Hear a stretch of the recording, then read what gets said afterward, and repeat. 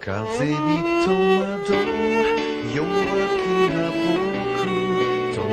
にすがるあの日の影本当は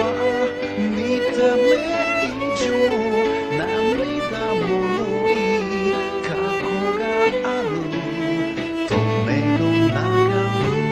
さやか水よ消せぬもの魔性の日よあんなに好きな人に出会う夏は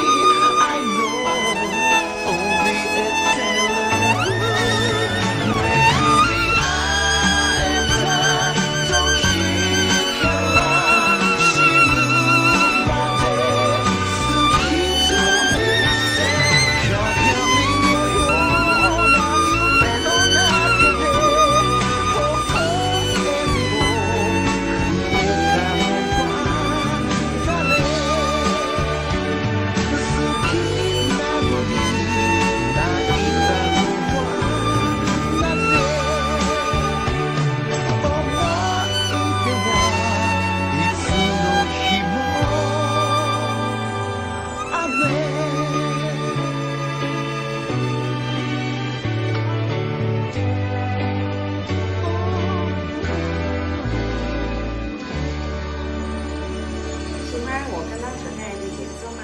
如果喜欢的话，记得订阅点音乐频道哦，也欢迎跟我索取手写谱，谢谢。